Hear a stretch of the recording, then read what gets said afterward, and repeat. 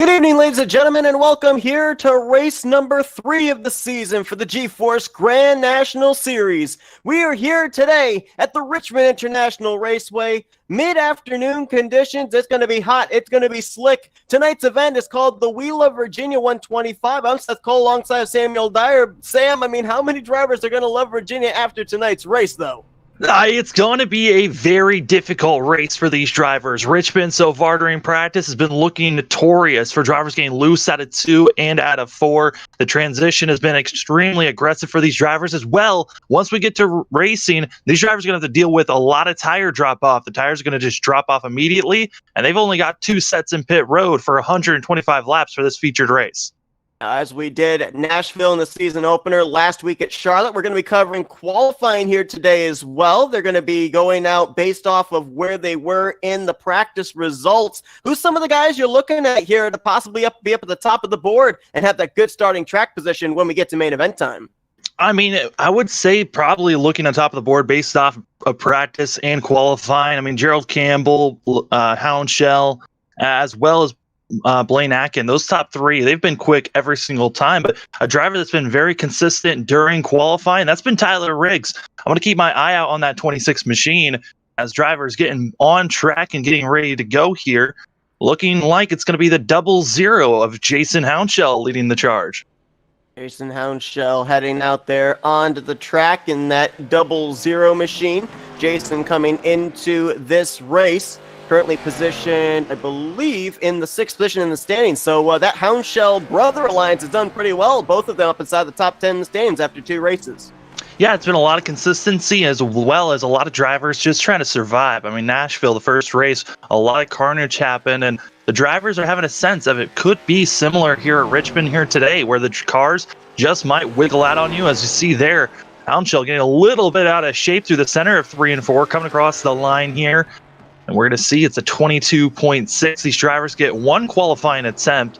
We've seen drivers actually take 2 attempts and they get hit with an EOL. So if drivers take more than 1 lap, they will be put on the back half of the field for going over 1 lap attempt. Another thing to watch out for these drivers is talking with the drivers about qualifying. They were feeling like, hey, these drivers are starting on the back of the field and starting first.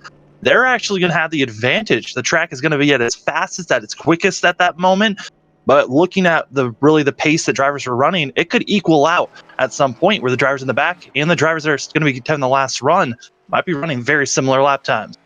Randy Kokin now heading out on track in his number 19 Chevrolet. Jason Houndshell's lap was a 22.662. That is roughly about 7/10 slower than the fastest lap we saw in practice. But then again, in practice, a lot of times you have to account for draft possibly coming into play. So, are we looking maybe somewhere in the range of about maybe a 22.3 as our pole lap? 22.3 to a 22.4 might be our range, but right there, the 19 scrubbed the outside wall out at 2, and it's not looking good across this line with a 23.1. No, Randy Kokin ran the 3rd groove here at Richmond, and that is not the fastest way around the racetrack. So no doubt Randy Kokin will be starting, I would assume, close to the rear of the field in this one. And you can correct me on this as well. We saw back at Nashville during qualifying, if a driver got up into the wall, they would get what's called an incident point, and their lap got thrown away. Are we seeing the same situation for these drivers to deal with tonight at Richmond? Yeah, that carried over last week at Charlotte with drivers where they were scrubbing the wall, an incident would come up and it would take away their lap time. Also, drivers just wrecking out when they were on their attempt to put a lap time down. So you really got to keep your eyes out for drivers as this 5 machine gets a little bit out of shape, and that's going to be another scrubbed off time where this is not looking like it's going to be the quickest time up here as this 55 machine is going to be scrubbing it off.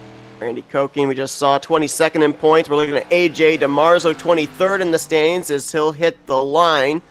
And it's coming in as a 23.045, but we saw him with his left sides down there on the apron.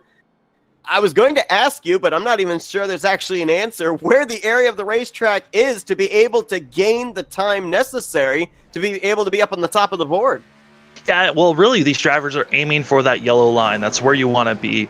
And some of these drivers going to be moving into that middle groove, but you really want to be hugging that yellow line once you hit the apex of the corner. But right now, a lot of these drivers seem to be more of a cautious entry into these corners, as we're seeing here, as Ernest King just running a little bit above that yellow line. That's close to where you want to be. If you can run a little bit lower and really be on that like edge of the yellow line, you'll be gaining a lot of time, as Ernest running a little bit higher, but this looks like a very good lap time. Car looked really steady there off of turn 4 as he hits the stripe. He's going to clock in at a 22.447 for the time being. The driver 18th in the standings sits up at the top of the leaderboard, as looks like next going to be the 4 of James Roth. Roth coming into this race, I believe he's making his second start of the season. We didn't see him at Nashville, but we saw him make his debut at Charlotte. He's 25th in the standings after his first start. Yeah, James Roth looking for a solid day. Rebound, I mean, this machine, the 4 machine, looking pretty solid here. During practice, was caught up in a lot of other drivers spinning out, so didn't really get to see a very clean lap time during practice. But here during qualifying, it's looking pretty good, but a little high through 3 and 4. But this doesn't look like it's going to be a fast lap to top the board, but still a decent lap to probably put himself second. No, he did get it. 22.319 for James Roth. Just showing if you can just carry your speed. And he was right on the edge of that wall, almost hitting the wall out of 4. And that's kind of the really no fear mentality of just going in and carrying your speed, as we're now going to be seeing Shane Lake going to be on the board, going to be on track and setting up his lap time here. Shane Lake in that number 81 coming into this race 27th in the standings. And you'll notice here as well, it's going to be like a continuous conveyor of cars here in qualifying. Drivers that are lined up next to go out there are actually down already at the entrance of pit road, all set to go. So as soon as someone completes their qualifying time, that next car is sent out.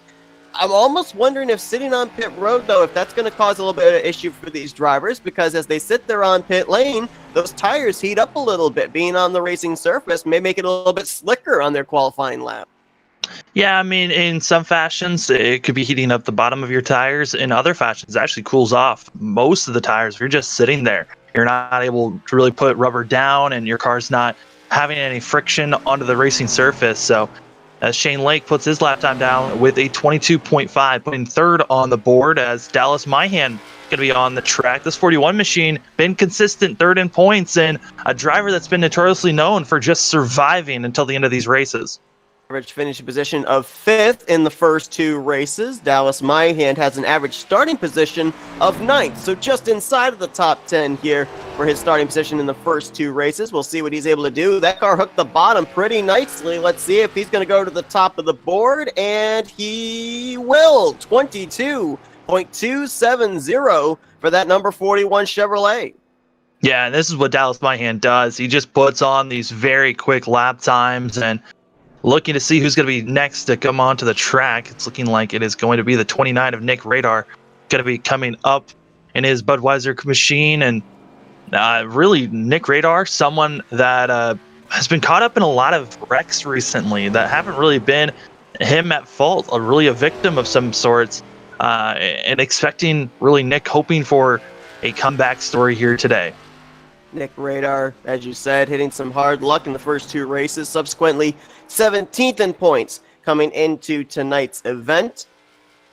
I'm trying to watch some of these drivers. We saw with Dallas Myhan just moments ago, he was able to hook the bottom, but before that, when we were looking at then pole sitter James Roth, he actually ran a little bit wider coming off of turn 4. So different drivers with different approaches, but it seems like as long as you're able to get back to the acceleration at the right point, both lanes through 3 and 4 actually have about the same amount of momentum.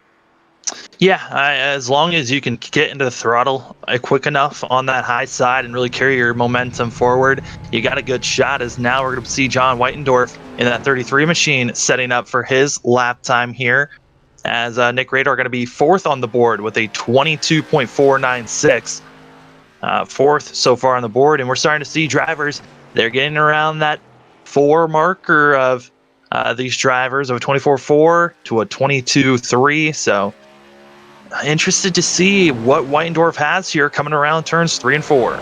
Weitendorf fourth in the standings as he brings his Skoll Chevrolet to the start-finish line. Looked a little squirrely off of 4, but he's going to clock in top of the board. 21.977, the first driver to hit a sub-22 lap time here in qualifying.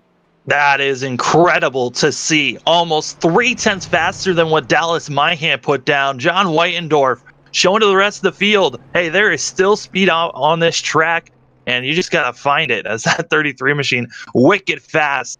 As now Jordan Owens in that 45 machine. Jordan Owens in this session was pretty close to the top of the board at the start. He was not able to crack the 21s during practice. We'll see if he can do any better here today. And I just want to put that lap time of John Weitendorf into perspective. Back in practice, Blaine Atkin was top of the board with a 21.943. So John Weitendorf just laid down a qualifying lap 3/100 slower than a practice lap that was laid down earlier on. Yeah, and Owens now going to be put in third best with a 22.313. A great sign for him as more drivers are starting to get on track. Looks like the 16 machine is going to be the next car out on track with Anthony Guarneri. Guarneri's actually had a good start to his year. He's had an average finish of 9th place, 8th in the standings currently, and been very consistent. I remember back at Nashville, where it was looking like he more than likely was not going to finish well. Got involved in a couple of early cautions, but battled his way up to finish inside of the top 10. We'll see what he can do here as far as starting track position at Richmond, what kind of a lap time he'll be able to lay down. Yeah, Guarneri also last week at Charlotte had a fabulous run, running in the top 5 for most of that race. Dropped back to the top 10 at some times, crossed the line, though, going to be putting himself second on the board with a 22.216. A great time for that 16 machine who wants to carry the momentum that he's been having so far this season.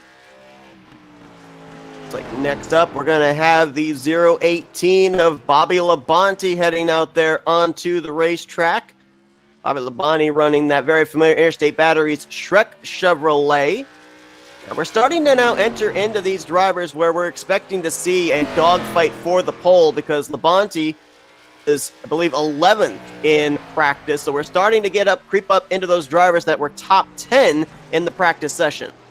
Yeah, Bobby Labonte, last time we saw him on the FRN booth, was going to be back in the 87 series, where he had a decent run, running back in the 10th position or 15th as well. Here in the ARCA car, we'll see what this 018 has coming across the line. We'll see if he can best the 33 of John Weitendorf, and will not, but good enough for second place. Came up just maybe a little bit under a 10th slower with a 22.075, but a great qualifying effort there for the 2000 Winston Cup Series champion. And next up is going to be a driver that really is looking to get some good luck here, and that is the Bo Brady machine, who actually I believe we're still waiting for. Actually, it could be the 8 of Joseph Causey that's going to head out to the track here. We're waiting for the 20 of Bo Brady to come into the server. He would have been next in line. Yeah, and it's going to be Causey up here in that 8 machine, as Bo Brady is in the wings waiting. Causey, this 8 machine, another driver that's been having really consistent runs, looking in the top 10 most races. See if we can carry that into a top 5 finish here at the end of Richmond here today. Coming through 3 and 4, running low, trying to carry that momentum across the line. It's going to be, I believe, a 22.0. So the 22.020. Second on the board, moving Bobby Labonte down to third. Comes up just about maybe 5/100s, a little tick under 5/100 slower than John Weitendorf's lap, but a great qualifying effort there for Joseph Causey, who the last couple of weeks hasn't had exactly the best of qualifying runs. So this may be the highest he'll start in the first 3 weeks of the series, as next car out is finally going to be that 20 of Bo Brady. We're going to have to wait a couple of moments here, obviously, to be able to see drivers like Jake Hounshell and last week's winner Gerald Campbell, who are first and second in points. But why don't we talk with one of them here, find out what they're considering with seeing what these drivers are doing out there on track right now in this qualifying session. Yeah, we're going to be bringing in Jake Hounshell first in points, and Gonna be a quick car. Jake, it's Sam and Seth up in the booth. You got us? Hey, I got you guys. Well, Richmond so far, it's looked like everyone's been able to survive qualifying as Bo Brady going to be coming across the line. How are you feeling about your qualifying times here, coming to be closer at the end of this time? I'm a little nervous. I usually get nervous during qualifying. This track is a lot looser than I was expecting, especially entering turn 1. So we'll see how it works out. Bo Brady clocking in 4th fastest there. Now Christopher Morse Jr. out onto the track. Jake, I mean, you drivers had the opportunity and practice to be able to go out there and practice qualifying runs, practice long runs. What were you more focused on? Trying to qualify your way up there to the front, or try and figure out how this track's going to change as this race progresses on? Qualifying is important, but I think it's always important to know what your car is going to do later in the run, because there's always a chance we're going to have a long green flag run, and tires are really important with these cars. So you just got to keep the right front on there, not burn off the right rear, and I think it's going to be okay. Now it's coming across the line. Christopher Morse Jr. going to get a 5th place running with a 22.175. Jake, you still haven't gotten a win yet this season, but you're looking poised to get one at some point. Are you feeling like Richmond might be that track for you right now? I usually run well here, but like I said last week, I don't really run these cars ever. So it's gonna be interesting to see. I definitely have a shot for sure, but I just don't know. Well, Jake, it's been great to be watching you so far, top of the board on points. Hopefully you can continue on with your great finishes here this evening. We'll let you get back into your car and get ready for qualifying. Have a great rest of your day there, Jake. All right, guys, I appreciate it. Just saw Christopher Morse Jr. out there complete his lap, 5th in points coming into this race. Now Jeff Green at 10th in the standings, and this is a guy who has just about the best qualifying effort average in the first 2 races. Average starting position of 3rd, and trying to see if he can put himself up towards the top of the board here again this week at Richmond. Yeah, I mean, right now, Jeff Green and Tyler Riggs, the quickest drivers on qualifying pace, but right there was not the lap time that Jeff Green was hoping for with a 22.416. That's going to be putting him 10th on the board.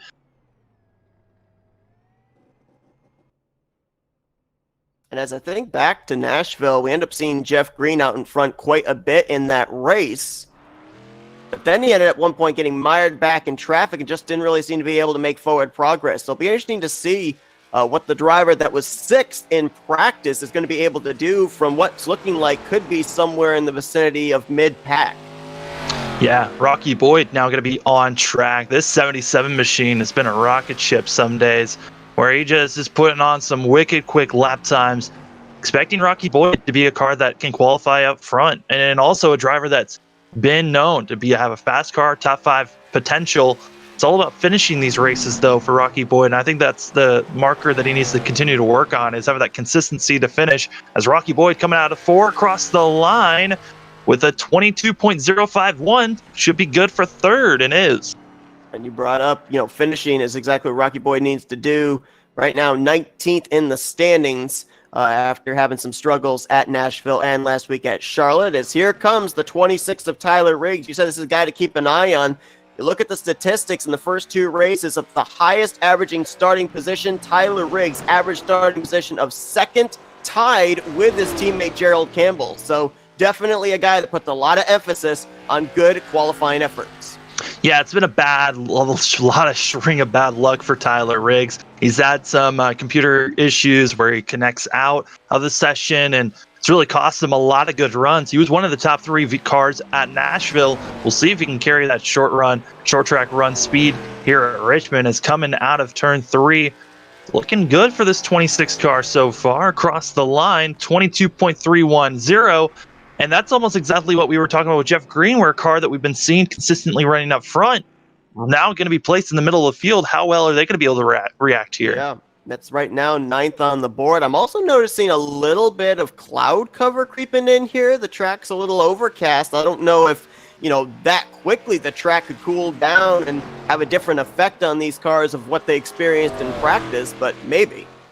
Yeah, I mean, cloud cover could be affecting these cars. I think the main issue is the fact that the grip that's being put down on this track is kind of affecting these cars to where no one has been able to really pass John Whitendorf, who put his qualifying lap down in the middle of the field when it was really at that peak performance for some of these drivers.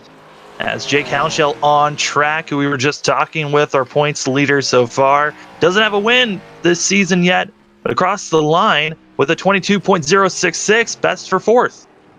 Got close to breaking into the 21s there to Jake Hounshell, but right now, currently set to roll off from the outside of row 2, should that lap hold up. Now, Gerald Campbell, second in the points, coming into this race, 1 point behind Jake Hounshell, who we just saw, and of course, Gerald Campbell coming off that momentum of his first win of the season last week at Charlotte.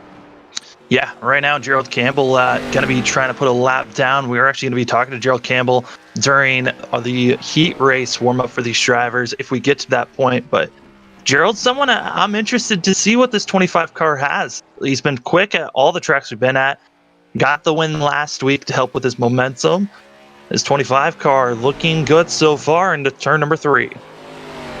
Looks the bottom there through 3 and 4. Lets it drift up a little off of turn 4. That car looked pretty steady. Let's see where he's going to end up as at the line. Top of the board, 21.9 flat for Gerald Campbell.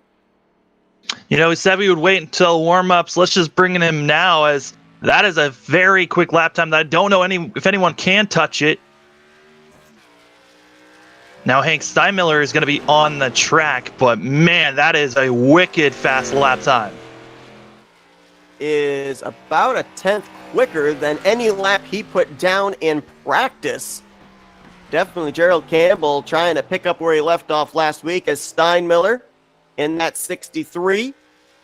Getting ready to find out what his lap time's going to be, and we do have Gerald Campbell. Gerald, it's Sam and Seth up here in the booth. You got us? Hey guys, I got you. Man, what a rocket fast lap there. 21.9 flat as we're watching the 63 of Steinmiller complete his lap. 21.979, so the third driver to break into the 21s. But man, where in the world did that lap come from? No idea. This is just a rental. Like I'm doing, I'm on a single monitor. Like I had to go and get a computer from Aaron's. That's why I'm running the Aaron's scheme, just because I had to hurry up. My computer had a big malfunction that's going to be out for a while, and I had to make the show. So I don't know. I'm just happy to go out there and see if the brakes work or not. So yeah, just excited. That's a good lap. Yeah, I mean, Gerald, you got the win last week. You now have the pole so far as Blaine Atkin is on track. How are you feeling trying to carry that momentum after that win last week? I'll be happy if I just don't accidentally pull up in front of somebody. I can't.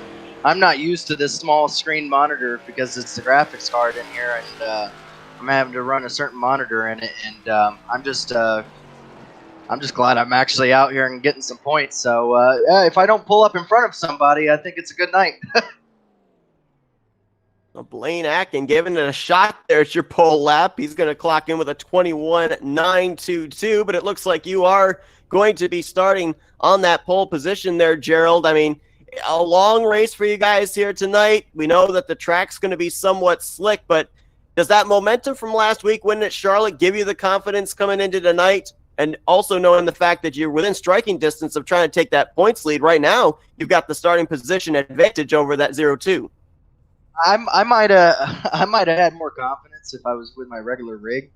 Tonight, I don't know what I've got, to be honest with you. I'm just I got to get used to it because I'm going to be probably having to be in this rental for a few weeks. So just going to have to try to go out there and, just see where we run. It's going to be with these tires, this track eats them up.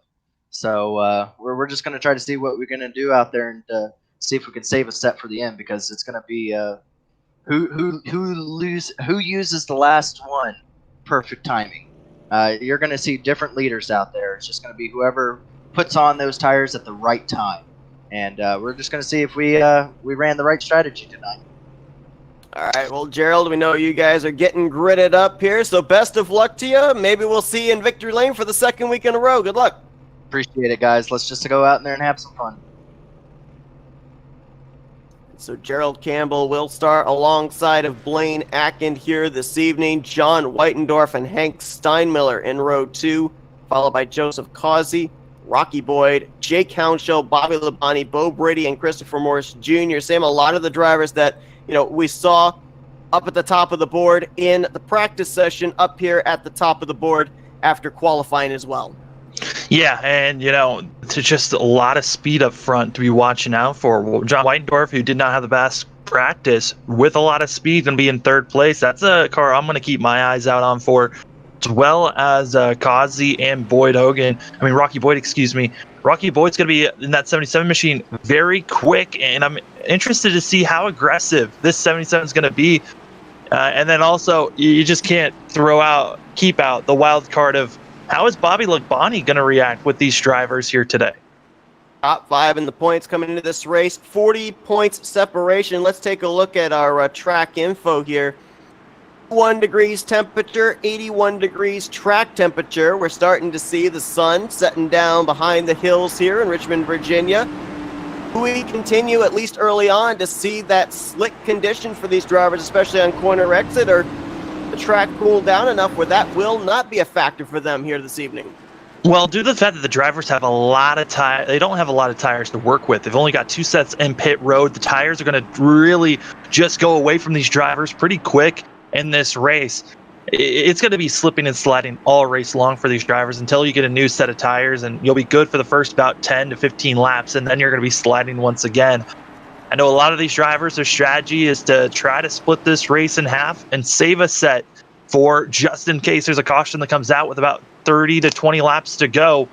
But it is going to be a lot of hard racing here for the first 60 laps. If we can stay green for these first 60 laps, as we saw Nashville being a pretty, wreck-fest race. We'll see if we can keep it green and keep it clean here at Richmond. 23 drivers to take the green flag here tonight. Kyle Johnson's shotgun did not lay down a qualifying lap, since he did not lay down a practice lap, as it's going to be Gerald Campbell and Blaine Atkin getting us underway in the We Love Virginia 125. They're going to stay side by side entering turn number 1. Gerald Campbell holding strong, but with these tires still being fresh, I got to say Blaine Atkin has a chance to hold off and try to make a pass. They're still side by side. Gerald Campbell going to be trying to hold his best, but looks like he'll clear the 0-5, but watch out for that crossover move. And you and I both know from the Vintage Clothing 87 series, Tyler Riggs in the back half. That was Steinmiller and Jake Hounshell getting together up in turn 1. I don't think that's what brought the caution out, but it was certainly contact after the yellow. Yeah, it all started for their yellow with Tyler Riggs and Gurneri getting involved with one another. Braking zones were just not notified there as the 16 really slowed down. He's all torn up. Wow. Here's Anthony Guarneri. Look at the damage on the left front of that machine. Also saw with that follow-up wreck over in turn 1, Joseph Causey with a lot of damage on the right front of his Budweiser Chevrolet. Yeah, Causey goes, that 63 gets into the wall, then bounces back down. I think Bo Brady might have gotten into Rocky Boyd, as there actually was no contact between those drivers, but it was really close. Causey heavy damage, Steinmiller damage, but really that whole entire back half of the field heavily damaged for the 5 machine, Kokin. This is, this was kind of what was going to be foreseen in a way of drivers coming in and trying. I don't think Tyler Riggs was trying to be aggressive, just didn't know when Gurneri's braking zone was, and they both got locked up, got into one another. I think the real hard contact was between Radar and Lake, really on the high side, that were trying to run hard and slow down at the same time. James Roth got a piece of it. Shane Lake got a piece of it as well. The 55 of AJ DeMarzo, I think, was involved. I mean, the track just kind of blockaded up off of turn 4. I'm not really certain a lot of these drivers knew what was going on at the time. Kind of a bit of a blind corner off of turn 3. Yeah, I mean, I was rewatching it from Nick Radar's point of view, and Shane Lake, he had space in the middle lane, but he wasn't expecting how the cars were going to react. But he came almost 45 degrees up the track, and Nick Radar had nowhere to go, running into him. And then also the 55, AJ came in that 5 machine, had nowhere to go because they were all clogged up. I got to give credit to Jason and also Randy Kokin, Jason Houndshell and Randy Kokin. They both were able to just whoa up and get out of the way. But early caution, a lot of cars trying to get damage repair for their machines. Kyle Johnson was also able to woe his car up. We're now going to look at the incident that happened over in turn 1 involving Joseph Causey, and I believe the other car was Hank Steinmiller. And this was a battle that was going on somewhere in the vicinity of 4th or 5th place. So drivers that were up at the front getting together. Like Steinmiller, I'm not certain that car didn't kind of get stuck up into the wall. And when he tried turning left to get out of the wall, it just snapped to the left and into that 8 car. Yeah, I mean, the Steinmiller incident's so odd to see, right? Because he was running hard, and then he like you said, he got stuck into the wall, but he kind of just drifted up, and then when it finally released from him, Causey had nowhere to go, and around the 63 comes coming down onto the 8 machine, and now we're already having a total of from 16th all the way back to 23rd. That's a lot of machines that were just involved in that, and a lot of fast cars involved in that wreck. And this is less than 10 laps in, so, you know, obviously that was lap 2.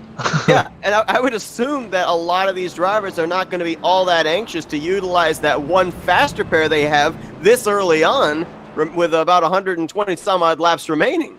Well, actually, these drivers believe they don't even have fast repair to work with. So some of these drivers are going to be in pit road for over 20 minutes, which is going to put them about 20 to 40 laps down once they get the repairs done.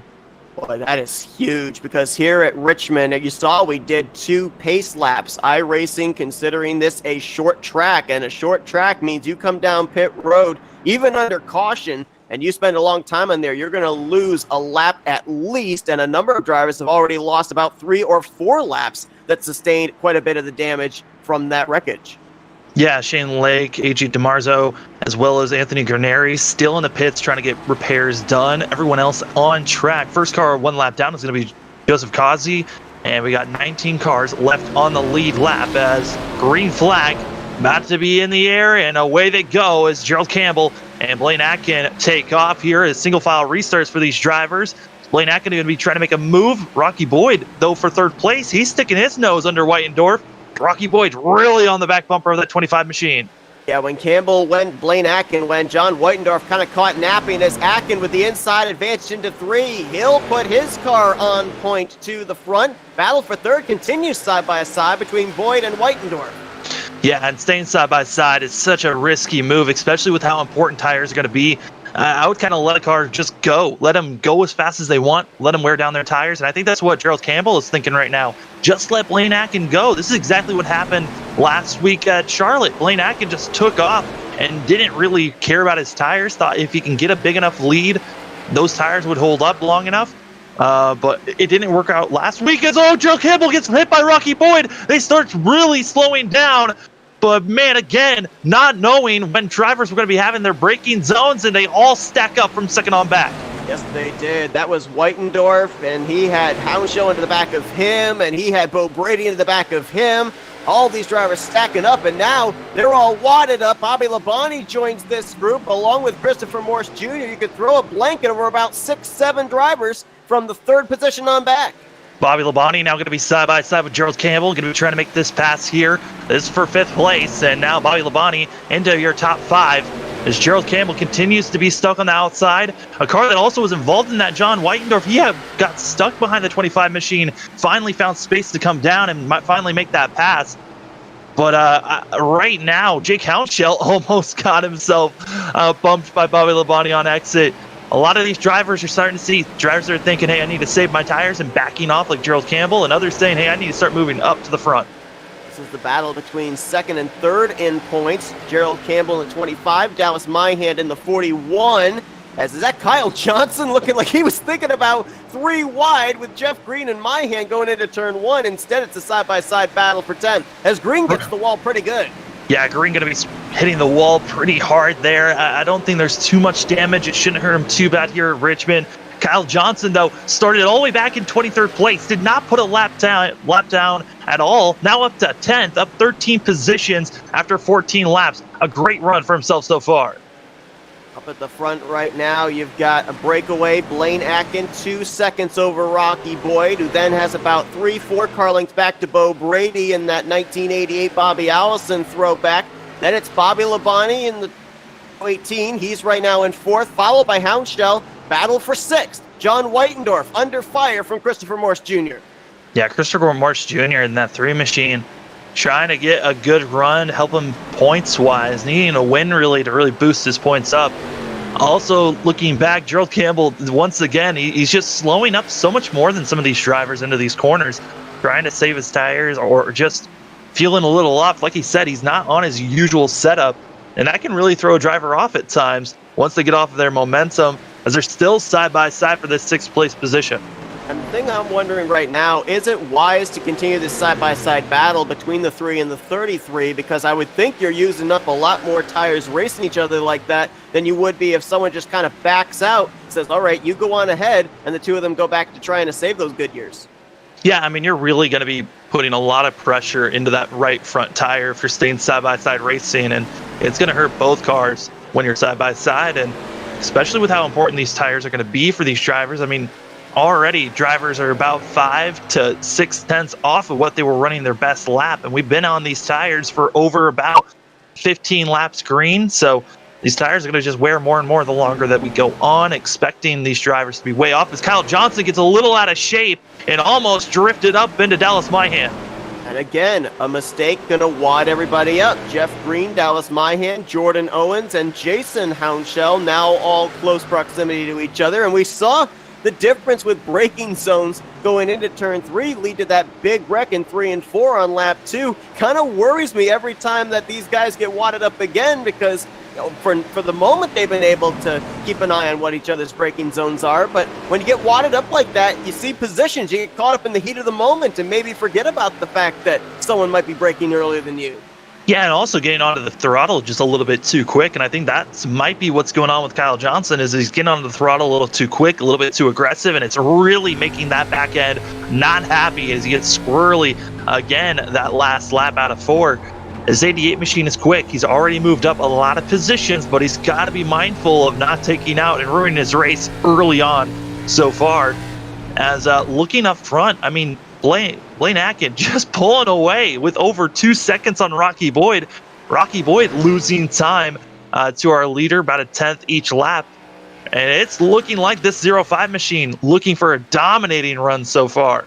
Oh, you know, you mentioned here tonight when we were talking pre-race about that these drivers are going to have to deal with loose, slick conditions.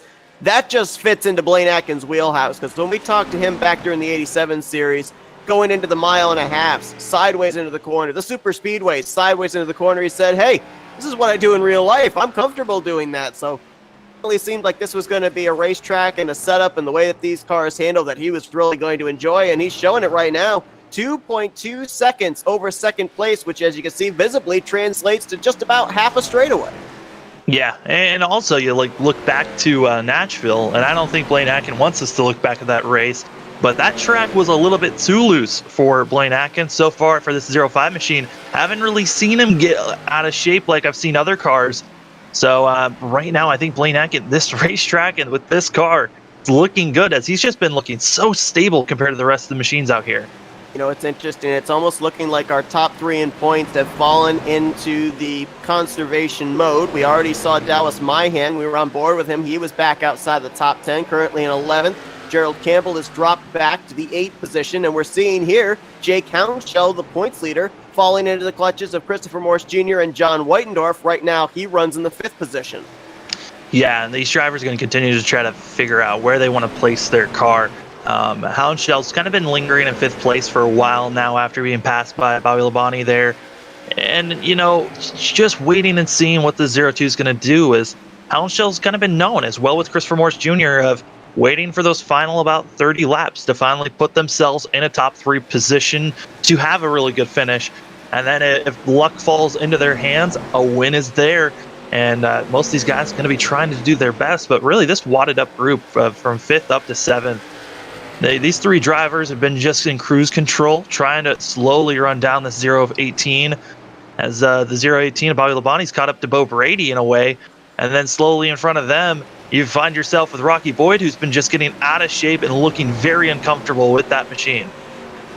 Rocky Boyd, we saw him be very aggressive on the start. You got to wonder if maybe those good years going away. Let's talk tires here, Sam, because 125 laps, you mentioned the fact these drivers only have 2 sets in pit road waiting for them. So are we kind of looking around maybe lap 40, the target lap for these drivers to come down and take that first set? For the drivers that are feeling like they're extremely uncomfortable, they'll be aiming for around lap 40 to lap 50 to pit. For drivers that are aiming for the one-stopper, they're looking for lap 60 to 65 for their window to be coming into the pits. But I think for most of these drivers, I think they were hoping that this would be a caution-filled race, but it has not been that, as we've been green for quite a long while here. It's surprising to see how well these drivers have been reacting to this, as we're starting to see that battle for that second place starting to get bigger, at least for the battle for third. It is really closed up, as Bo Brady under a lot of heavy pressure now, as well as Bobby Labonte under pressure from Jake Hounshell, as all these drivers, since Richmond is such a heavy one-lane track, it's so hard when you get caught up on someone. You kind of have to use your bumper to get them out of the way or hope for them to make a mistake. Otherwise, you're just going to be losing time on the drivers in front of you. Watch this battle for third place. Let's update the drivers that were involved in that lap 2 incident that were on pit road when we went back green. Currently, Joseph Causey on track in the 20th position, 1 lap down. Shane Lake, Anthony Guarneri, and AJ DeMarzo have also returned back to the track. So 23 drivers still running, but Lake right now minus 11. Anthony Guarneri 25 down, and DeMarzo 26 laps down. So the only reason that these guys are still out there at this current point in time would be in case somebody else runs into an issue, they can gain a position and gain points, because it's going to be very difficult at a short track like Richmond to gain even 11 laps back for a driver like Shane Lake. Yeah, it's going to be extremely hard. I mean, you're asking for us to have a lot of caution-filled wrecks here, as this battle for third place is Jake Hounshell just able to squeak his nose under the 018 there and able to make the pass on Bobby Labonte there. As here comes Hounshell again. Following suit is going to be the 018, trying to get Bo Brady kind of shuffled all the way to the back, as Hounshell still going to be pressuring hard as they're still side by side. You gotta wonder if Hounshell feels it's time to go. He's saved his tires enough. He just picked up 2 spots in the span of 1 lap, getting around both Labonte and Brady, now up to the 3rd position, and trying to now reel in Rocky Boyd for a spot up inside of the top 2. Yeah, and a driver I'm keeping my eye on is slowly catching up to our lead pack. That's Gerald Campbell, and based off the lap times that Campbell is putting on, based off the rest of the field, he's running about a 10th to sometimes 3/10 faster than the rest of the field. This 25 machine might be 6.3 seconds back, but he just is about to catch the end trails of this battle for second place between the 77 all the way back to the 33 machine. Right now, in terms of lap times, the 2 fastest cars on the track that last time around looked like it was the race leader Blaine Atkin, 2nd fastest Kyle Johnson in that 88. He actually had the fastest lap on the track right there, currently in the 9th position. So, mentioned starting at the rear of the field, has worked his way up into the top 10 and has apparently a very good car on the long run. Apparently been able to save his tires despite having to cut through a lot of traffic. Yeah, I'm gonna keep my eyes out on Blaine Atkin, as he pulled away so far from the rest of the field. When will we start seeing his time start to drop off compared to everyone else, as Bo Brady gets close into the wall, as this group is just wadded up. His battle here for 4th place now, as everyone's trying to figure out how to get by the 20 machine that just keeps on fighting for positions here. Bo Brady's not giving up in that 20 machine as he bumped the 3 a little bit there. Christopher Morse Jr. stuck on the middle lane. Here comes John Whitendorf and Gerald Campbell on the inside. I'll be honest, I don't know how that 3 car wasn't 3 wide, 3 wide, 3 wide. Gerald Campbell on the inside. It's going to make it work, as Brady was the one to back out of that 3 wide situation. Boy, we're avoiding a couple of bullets here on the 39th lap of this race. Incredible battling going on from 5th back to around the 8th position. It's interesting, too, because we know as these tires wear down, these drivers are going to have a lot of difficulty on corner exit. We've seen a couple of examples of drivers hitting the wall and having different results. We go back to Hank Steinmiller back under our first caution. He hit the wall and it kind of hugged him in. He got stuck to it. That's what sent him down to Joseph Causey. But if you go back to Jeff Green, when he got into the wall off of turn 2, and Bo Brady there just moments ago as well, they just kind of bounced off and continued on. They didn't get stuck into the wall.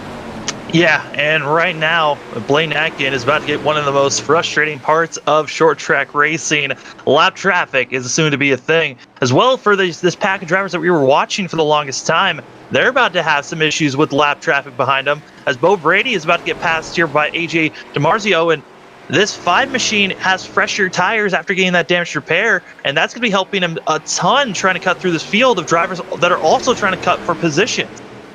These other drivers out there on about 42-lap-old tires. DiMarzio, who was on pit road after getting damaged from the first cautions out there, on only 12-lap-old Goodyear tires, is just up ahead of them. Got a battle going on for 6th. Gerald Campbell and John Whitendorf. It looked like Campbell, for a brief moment, was trying the second groove. You talked about how Richmond is such a one-lane track, especially in the turns. Looks like Campbell's trying to find a lane all his own.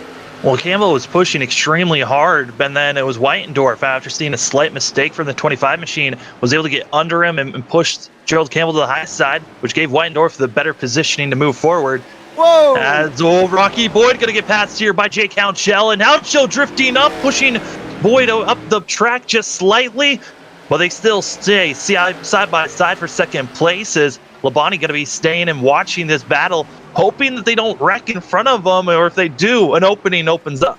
Yeah, Hounshell, I'm not certain if he just got that good a run off of turn 2 to get to the inside of Rocky Boyd, or if Boyd got a little loose or maybe got the wall off of turn 2, but Hounshell will not complete the pass. And Bobby Labonte, who was kind of wadded up behind the 77, he drifts up the track and opens the door for Christopher Morse Jr. to take that 4th position. And if you can somehow push someone up, it gives such a great opening, as Whitendorf kind of got stuck on where he wanted to put his car, which now was giving an opening for Gerald Campbell, and now they all single file up.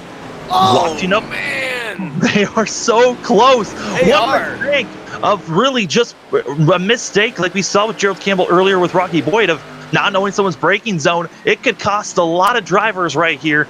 And oh my goodness, as we're staying side by side, this here is a battle for 4th place, also a battle back for 6th.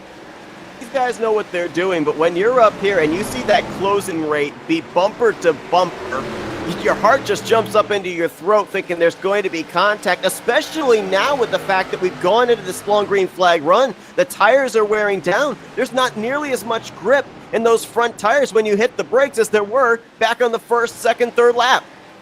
Yeah, and continuing to watch, I mean, you're just going to see drivers that are having issues with about 15-lap-old tires. It's just going to get worse. It's just going to get so much worse than where it was at. I'm watching Rocky Boyd. He's been getting a lot looser out of these corners, fishtailing it sometimes, still keeping up good pace, but it visually looking a little irritated as that car. Christopher Morse Jr. just put one of the fastest laps down in that 3 machine as he's trying to get by the 77 and Rocky Boyd, and Boyd really shutting down any chance there, coming down very soon compared to the 3 machine. He's also using up his stuff, though, in trying to battle. Again, saw him loose off of turn 2, allowed Christopher Morse Jr. to close up the gap, and you saw just back there in your screen is the 5 of AJ DiMarzio. Again, as we mentioned, he's not on the lead lap. He's got fresher tires, so he's cutting his way up here through the race leaders. And there's another other car way up the track I saw there for a brief moment. That's the 29 of Nick Radar. Yeah, Nick Radar has not been having a good day so far. Had to come into the pits a couple of laps ago after the heavy front-end damage that he has. And that's going to give an opening here for the 3s. They're 3 wide out of 2. Whoa, boy, that was tight off of the 2nd corner. They'll both clear Radar. Battles into 3. Morse has to make sure he doesn't push up into the 77. He will clear off of turn 4 and move the 3 into P3. Yeah, and Christopher Morse Jr., really a driver. I'm going to keep my eye. Right now, Blaine Atkin is doing a fabulous job. Lap traffic getting out of the way for him as he's just catching lap traffic one by one. They simply just move up, get out of the way, and away the 19 goes. But after he gets by here, the 19 of Randy Kokin, he's got a cluster of 3 cars that he's going to have to deal with here. And when you see drivers that are battling for position, that's when you start to see issues, as it looks like Lake might have gotten into the wall in that 81 machine just trying to get out of our lap cars. We also had, I think, an issue for Jeff Green off of turn 4. He's going to lose a spot to Hank Steinmiller, and I think he lost another spot to Bo Brady as well. He dropped pretty significantly there on our telemetry. Continues on. We've already seen him in the wall once. May have brushed the wall again there coming off of turn 4. But so far keeps it straight. We remain green. We've been able to run about some 50 laps now under green flag conditions. And these drivers, they've pushed it further than I expected. I thought with the 2 sets of tires, they might try splitting this race into thirds. But then again, we could end up having some late cautions come out. And you may want to have that extra set on pit road in case we get a late race restart. That's what a lot of drivers are thinking. I talked to Gerald Campbell before this race and asking, hey, what is the tires looking like for these drivers? And due to the fact that there was only 2 sets, he was thinking, I just got to push the halfway marker, try to split this race in half just in case I need a set later on in this race. Want to keep an extra one at all times. So I'm expecting that's what a lot of these drivers are thinking. And also, if everyone is pushing it as far as they can go, if you pit early, you're going to be at the possibility of going a lap or 2 down. And then if a caution comes out with drivers already being a lap down, staying on track, you could be finding yourself in a heap of trouble if a caution comes out after you pit. That's a great point. And we could also see pit road come into play. I mean, we're having some heart failures up here, seeing drivers get on the brakes and the car not really come to a quick stop. You got to wonder how that's going to come to play with these drivers trying to slow up for that commitment line when they do eventually come to pit road, trying to maintain the pit road speed.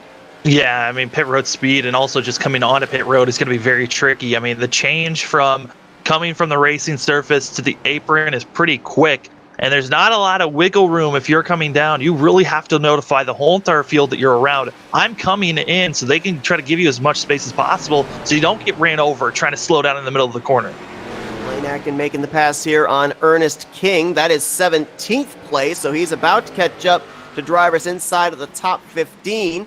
Tyler Riggs, who we saw get involved in that wreck on lap 2. He is currently battling with the lap machine of Anthony Guarneri. He's the next driver on the hit list of that 05. Yeah, and this was the lightly of a slight battle that we could be seeing Blaine Atkin deal with. We've already seen drivers being willing to go 3 wide, like Gerald Campbell showed us. We'll see if our leader feels like he needs to go 3 wide to make some passes. Is looking at the top 5, Rocky Boyd under fire from Sean Whitendorf as a 33 machine coming on the inside of the 77, which is going to give plenty of room for those drivers. So Whitendorf moves up into the top 5. We saw a battle back behind them between Kyle Johnson and Dallas Mahan. Mahan's actually starting to make forward progress now. He was kind of riding back in the 11th, 12th position, but now has cracked the top 10, and he's actually laying down some of the faster laps of drivers inside of the top 10. So looks like he's preserved his tires pretty well for the long run. Might be closing on those green flag pit stops now, so he's feeling it's time to make forward progress, pick up some spots here on the track before trying to pick up spots on pit road. Yeah, I mean, looking at the telemetry for us, I mean, the drivers Johnson's each going to lap. pit road, by the way. As there goes Johnson in, and first green flag pit stop for these drivers, of the drivers that were on the lead lap. So we'll see how this is going to work out.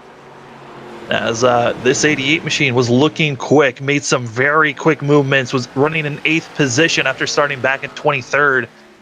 A great move forward, but here's the thing. If a caution comes out, this could be disastrous, as Blaine Atkin is now caught up to that battle between Guarneri and Riggs. We'll see how the cars that are lapping, about to be a lap down, move out of the way. Guarneri moves up. Riggs stays still on the inside. And it looks like the driver's just trying to get out of the way the fastest they can. Well, the thing I'm noticing here, too, though, when you saw Blaine Atkin catch up to drivers that were closer towards the rear of the field, they moved up to the 2nd, sometimes even 3rd groove to get out of his way. Guarneri only just gave him a lane. He moved up maybe about a groove to be able to allow Blaine Atkin on by. So it's going to be a lot more difficult for Blaine Atkin the higher up the running order he goes, trying to put these cars a lap down in the room they're going to give him. Well, the driver that was in and around the top 5, Rocky Boyd, going to be coming into the pits. And now we watch to see when will other drivers decide as well. So we're now in that window of the halfway marker for these drivers. Do you just keep on pushing it until you feel like a caution comes out? That is the question we're going to keep our eyes out for. I think a lot of these drivers in the front half, I mean, they feel like they still have pace to try to keep up and run down a lot of these drivers. So I'd imagine they want to keep on going as Rocky Boyd is coming up onto the track around a lot of traffic, I should say, as he's going to be the one a lap down. Interesting, the first two drivers we saw Rocky come to Boy pit. spins it around right after coming back onto the pits, and this could be bringing out our yellow as he still spins it around, and we stay green somehow as the 77 loops it 360 degrees, and somehow we stay green. That car fortunately stayed down on the inside portion of the exit of turn 4, did not come back up into traffic as Rocky Boyd, close call as you said, certainly not a caution that someone like Kyle Johnson wants to see, and now he'll get that car back under him, continues to make forward progress now. I gotta wonder how much did that wear down those fresh tires he just took on though. I mean, he's still going to have a lot faster cars. Now he's going to be getting one of his 2 laps down from trying to pass our leader on the outside.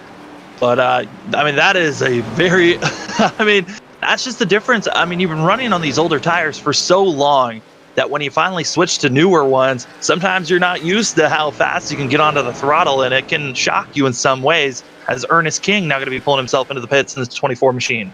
Was running 15th, a lap down at the time, now hitting pit lane in that 24 machine. Oh, we got almost a spin back there. I think that was Guarneri in the 16, slammed the wall off of turn 2, keeps it straight, and we still remain under the green flag, but oh boy, we start closing in here on these green flag pit stops. These are the most worn these tires have been, and the potentiality of a caution keeps ramping up and up.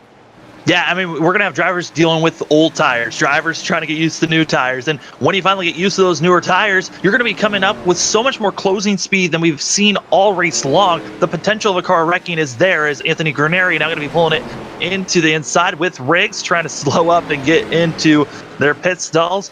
But you have to slow up a lot for these drivers. When you're entering the corners, you're going about 135, almost 140.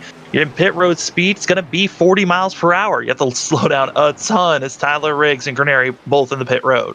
How about this great battle for third place? 3 drivers inside the top 4 in the standings. Campbell, Whitendorf, Hounshell. They've been going at it for the last 5 laps or so, all nose to tail, as they are trying to settle out who's going to be the highest of the top 5 by the time they come down pit road. Yeah, this is really, it's been a hot and heavy battle between a lot of these drivers. Hounshell started dropping back, moving back forward. Do want to give an update. Anthony Guarneri has officially DNF'd from the race, parking it for the day. Just too much damage, too many laps down. Felt like it was done for the day. And we saw that he had all that left front damage, and he slammed the wall out at turn 2, sustaining the right side damage. So, as you said, that car just too wounded to continue on. As the battle continues for third, it's now become a mano-a-mano between Campbell and Whitendorf. Jake Hounshell's kind of backed out of this battle. And second place, Christopher Morse Jr. now on pit road. Yeah, Christopher Morse Jr. was slowly catching up to Blaine Atkin, but it was taking a little bit too long. Was the first car in about 30 laps to crack within 5 seconds of our leader. Incredible to see, but now that battle that was for third, it's now for second as John Whitendorf on the inside of the 25 machine of Gerald Campbell. Whitendorf thought he was going to be the pole sitter for this race, but it was Gerald Campbell who was able to edge him and take that pole spot. Both drivers started up inside of the top 3 right now, continuing to battle for second as Whitendorf opens up a little bit of daylight, but as soon as I say that, Campbell with a nice exit off of turn 2, and Whitendorf got a little loose. Yeah, and I think Whitendorf kind of recognized, hey, that 25 machine is coming, just going to give that opening there. And at this point of the stage of this race, those tires are so worn. You've been out there for 75 laps on these tires. You're just trying to nurse this thing around at this point until you have to come into the pits. As we continue to look and see drivers that are pitted so far. I mean, Christopher Morse Jr., very interested to see how he's going to be running, but he's already lost a lot of time to Rocky Boyd and Kyle Johnson that pitted early and are trying to really get as much time ahead of everyone else as possible as we wait and see when the drivers are going to pit. It's interesting with Christopher Morse Jr. coming down pit road from inside of the top 5. You'd have to assume most of these other drivers up here inside of the top 5, top 10, they're going to push it the furthest they possibly can based off the scenario you talked about of a caution possibly coming out. So Christopher Morse Jr. right now has kind of put himself in a bit of a predicament, but it will be interesting to see after everything cycles around if we remain green, how much of a gap he was able to close up between himself and Blaine Atkin, taking advantage of the fresher tires earlier. And now into the pits, it's going to be Randy Kokin, as well as both Hound Shells are going to be coming in, Jake and Jason, as well as Jordan Owens going to be in the pits for that 45 machine.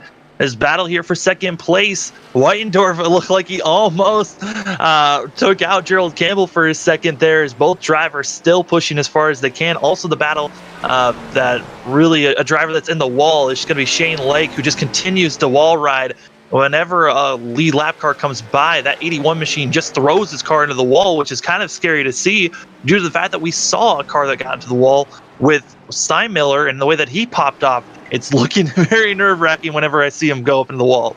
Well, even when we saw Guarneri slam the wall, that car darted down to the left. I thought he was going to spin out. So, yeah, those drivers that are a lap down, they got to be careful as they let the leaders on by not to wreck their race cars in the process. Jake Houndshell in that 0-2 did complete his pit stall. Jason Houndshell is actually back down in the 0-0. I don't know if he got a speeding penalty or if he missed his pit stall, but this is an unscheduled second time down pit road for him. I'm looking, there's no damage. I believe this could have been a penalty for this 0-0 machine as he pulls it in. Yeah, nothing's going up, nothing's going down. Possible, might have forgotten to put fuel, but no, due to the fact that he's still in here, it's a penalty for that 0-0 machine. It's a costly mistake there for Jason Houndshell, who came into this race 6th in the point standings, and this is going to drop him multiple laps down. He was already a lap down before coming to pit road. He now is 3 laps down, and just now is leaving his pit stall. I think he's going to fall a 4th lap down as Blaine Atkin makes his way through 1 and 2. So very costly mistake there for the driver of the 0-0. And we're still waiting here, Sam, for about 8-9 drivers to come down pit road and make their first pit stop of the day. We've also got Hank Steinmiller and James Roth who are out there. They were on pit road after that first caution back on lap 2. Don't know if they took tires or not, but they've been out there for about 75 to 78 laps. Yeah, I mean, they're going to have a slight advantage to go a little bit further than what we've seen some of these other drivers do. I'm keeping my eyes out on Tyler Riggs and also Jake Houndshell as they were trying to get by Jeff Green. There was almost some contact between Riggs and Houndshell there, as now both of them going to be trying to figure out how to get by the 8 machine of Kazi. Looking up front, though, really the closest action is for that battle for 7th place, as right now Bo Brady right on the back bumper of the 2 of Jeff Green. It all goes back to the issue we had in the early stages of this race. Drivers not used to each other's braking zones. Well, they've had about 80 laps now to be able to learn it, but when you're in the position of drivers, as you were just talking about, like Houndshell and Riggs, drivers that have already taken on the fresher tires, now it's a difference again in terms of how well you're able to attack the corner to a driver on older tires ahead of you that has to lift a lot earlier. Yeah, and it's a huge disadvantage for some of these drivers that are still, I mean, I'm surprised to see Blaine Atkin and others still out there on track, trying to just stay out there as long as possible. I'm going to keep my, Bo Brady. Gotta be careful there. I also got Randy Kokin here for this 19 machine. He's pitted already, fresher tires for a car that's multiple laps down. Going to be trying to figure out how do you get by. These drivers are side by side on the lead lap and battling for position. We're going to have to see what the difference is going to be between those drivers that, I think did we just have a spin off of turn 2 that didn't bring out a caution? I'm seeing some skid marks there off the second corner. There might have been a driver that had an incident. I'm going to look back and see if there was and who was it. But so far, I'm not seeing anyone at the moment. Okay, well, going back to what I was going to say, it's going to be interesting to see because you've got two sets of drivers on different strategies. You got those drivers that have come down pit road as Brady again gets loose off of 2, and they've taken the advantage of these fresh tires to try and gain track position. But at the same time, they're going to have their tires worn down when these other drivers come to pit road, and they're going to have fresh tires for what's now going to be less than 40 laps to go. Yeah, so I found out what that spin was. That was actually going to be Shane Lake in the 81 machine, who's just been having a rough day so far. He was the one that spun it around. Still keeping it green, though, as Blaine Atkin is now going to be catching up to lap traffic in front of him. And it's a lot of cars that are on fresh tires and not, as Dallas Myhant could be coming into the pits. Third in the standings, 25 points back from the points lead. Dallas Myhant coming to the attention of his crew for what we're going to speculate might be the only pit stop of the day. But of course, if a caution comes out, some drivers might be more than willing to come down pit lane and take on a fresh set of tires, especially with the fact of what we're seeing right here. Blaine Atkin to the inside of James Roth. Roth has stayed out as well, but he's in the 8th position. So if a caution came out right now, there'd only be 8 drivers on the lead lap, which means that if some of these other drivers came down pit lane, the worst they would restart would be 9th place. Yeah, and right now, James Roth is only going to be ahead of Christopher Morris Jr. by about a little bit less than 5.5 seconds, and it's dwindling away quick because Roth is stuck behind drivers that are still battling, staying side by side, and really not be able to get moving anywhere, as you've also got Roth, Bo Brady, Jeff Green. They're all in the lead lap, all battling for position, and here comes also the 0-0 of Jason Hounshell on those fresh tires. Going to be trying to figure out how to get by all these drivers. Right there, you've got the leader trying to get around 6th, 7th, and 8th on track. Green, Brady, and Roth. He's completed the pass on Roth, now trying to get the inside of Brady, who got a shove from behind by Roth. That was a close call going into turn 1. And this is where you really are not safe as a leader. You're around a lot of drivers that are going to be hunting and really fighting and clawing for every chance to stay on the lead lap. And then you also got drivers that are just battling for position. And it gets getting a little bit dangerous out here, as Hounshell going to be following suit with our leader and really can't make a pass on the 0-5 until the 0-5 is done passing all of these cars. I know when you're a competitor and you put the helmet on, you want to go out there and pass every car that's in front of you, whether it be for position or to put them a lap down. But at what point here, having an over 6-second gap between yourself and Gerald Campbell, if you're Blaine Atkins, do you throw up your hands and say, you know what, you guys settle this out. I'm going to back out of this and avoid the situation of tearing up my race car? I mean, you kind of have to just keep pushing forward. I mean, if you back off at all, then you're going to be putting yourself into more. Oh, as Roth gets all out of shape in that Ford machine, able to save it.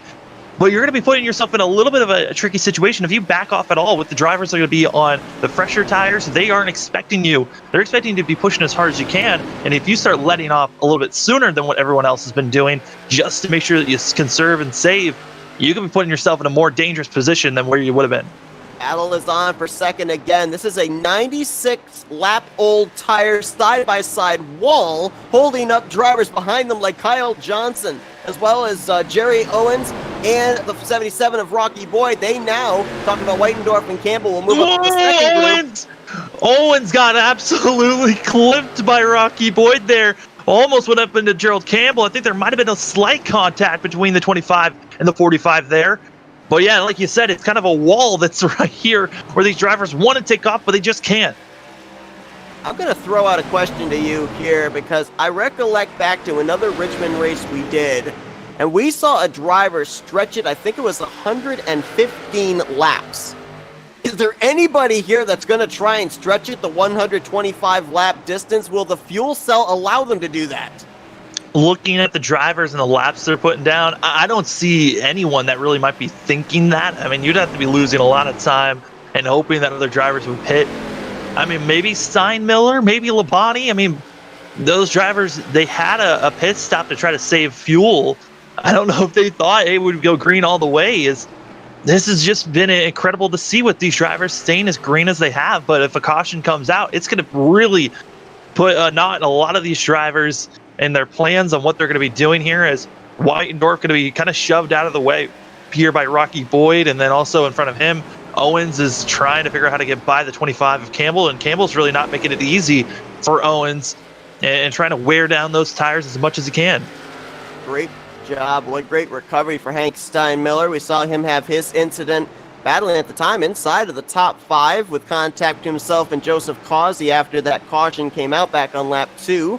He's right now in the 5th position, and Christopher Morris Jr. has worked his way now up into what would be the free pass position should a caution come out. He just got around James Roth moments ago. He's the first car -1. Actually, he might get his lap back the hard way because that's the race leader just up ahead of him. Yeah, no, Christopher Morris Jr. is trying to unlap himself the hard way for sure right now. And it would be incredible for him if a caution comes out, because then you'd still be on the same stint with everyone else. James Roth would be in a pretty good position, but Roth now has to keep his eyes out to see where Kyle Johnson is, because Kyle Johnson's going to be the next car that is going to be trying to get his lap back the hard way with those fresher tires. And this has been an interesting run for these drivers. looking at the lap time so far, right now Christopher Morris Jr. running about 0.6 faster than Rocky Boyd, continues to pull away after unlapping himself. And the only bad thing, though, for these drivers is the fact that if we start to see any of the drivers having to pit, and we go and see our final about 8 drivers that need to pit here, they're going to have such an advantage on everyone else.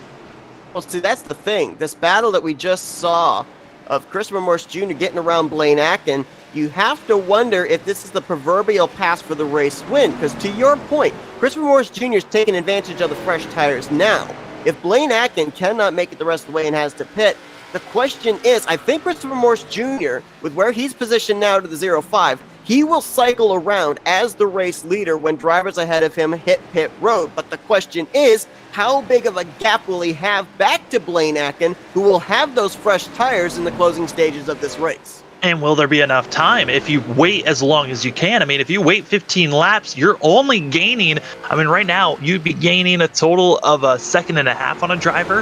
And if right now, Christopher Morse Jr. has a lot of, basically over 20 seconds on Blaine Atkins after coming to the pits, that might be a big enough gap for Blaine Atkins not to be able to run down this 3 machine if we start to see him gain more and more on this gap. Ooh, Rocky Boyd, he may have gotten the wall there off of turn 2 yet again in the 77. As we're looking here, we've got the 0-2 and the 41. They're in the same vicinity as the 25 of Gerald Campbell. Remember, these 3 drivers come into this race separated by 25 points. Campbell 1 point behind points leader Jake Hounshell. The thing is, though, Campbell's on the lead lap, currently in second. Hounshell and Myhan currently -1. Once again, it's Campbell and Whitendorf just duking it back and forth, even with cars trying to unlap themselves, speeding in between them. They just constantly cannot get away from one another, keeping within 0.3 for the last probably about 40 laps or so. How about Bobby Labonte? Great run tonight for the former NASCAR Winston Cup Series champion. It was interesting, you know, Bobby Labonte, the only Cup driver aside from Jeff Green in tonight's event, and so we're able to go back and look at some of his career statistics at the actual Richmond International. Labonte in his Cup Series career never found victory lane at Richmond. He was runner-up twice, but never was able to capture a checkered flag there. I mean, I've been looking at his lap time, Sam, and he's been running 2 to 3 slower than the top 3. Could this guy be in fuel conservation mode? Yeah, I mean, right now, I think Bobby Labonte as well as Hank Steinmiller might be the only drivers that could be in conservation mode. They've been passed as well. Bo Brady going to be coming into the pits, one of those drivers that have been staying out for so long. Finally had to come in, but I think due to the fact that Bo Brady stayed out for so long, he's going to be trying to go for a quick dash of fuel as well with tires and trying to get there as quick as possible, but he's going to be 2 laps down.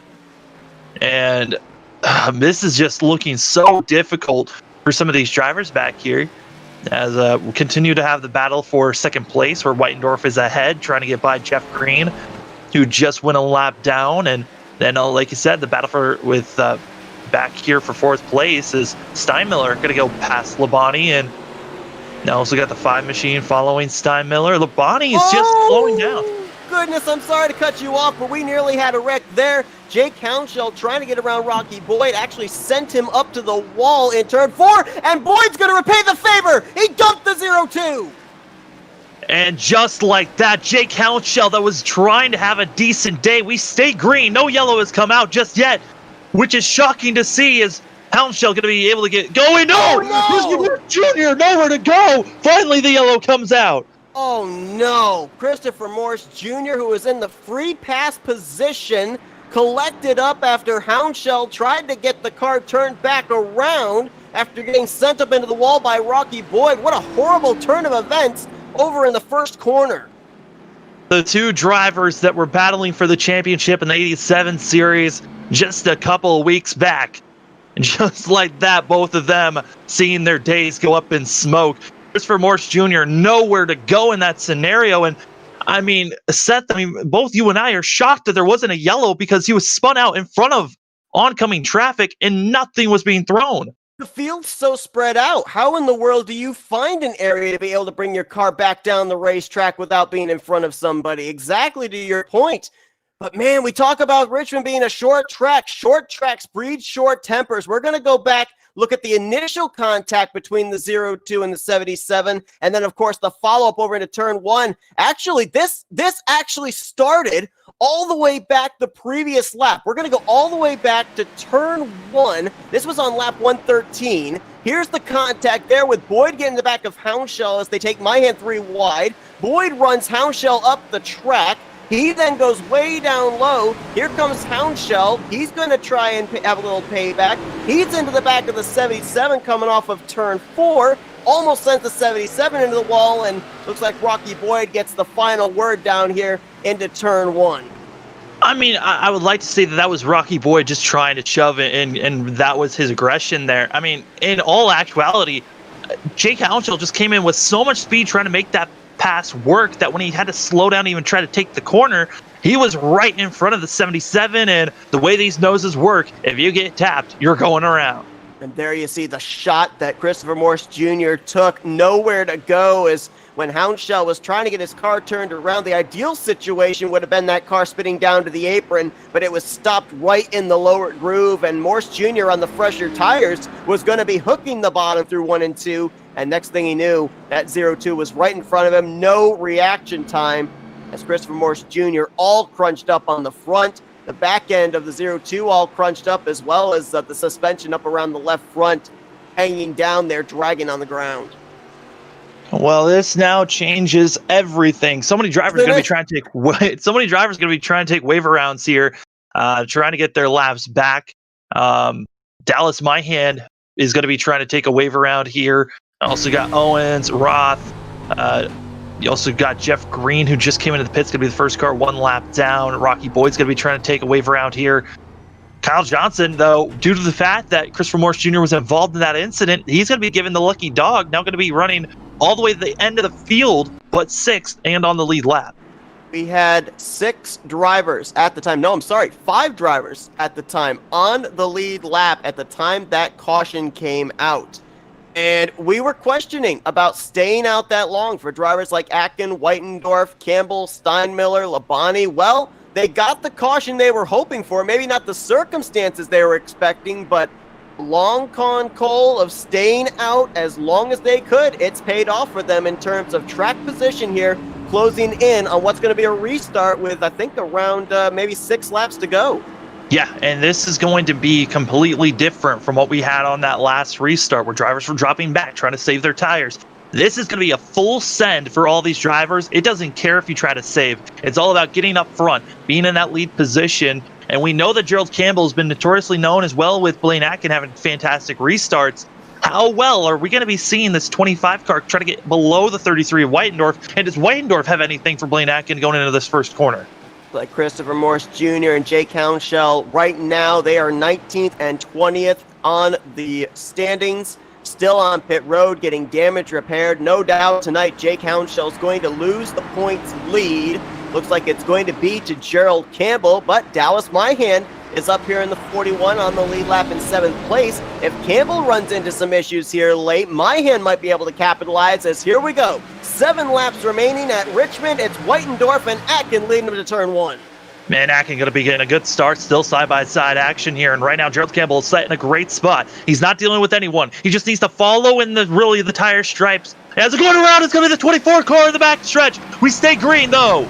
Ernest King spins it down to the inside. No other drivers really involved aside from the driver that spun him. Oh, Atkin got really loose there off of 4. So too, I believe, when yellow being thrown is going to come out, and I believe it was for that 24 car.